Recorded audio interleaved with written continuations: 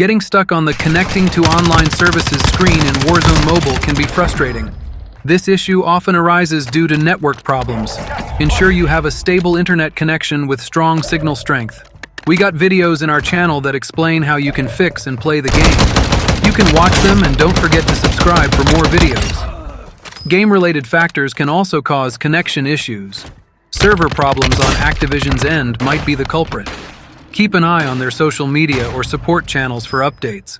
Corrupted game files can also interfere with the connection. Your device's condition plays a role as well. Overheating, insufficient storage, or running too many background apps can impact the game's performance and connection. Thank you for watching.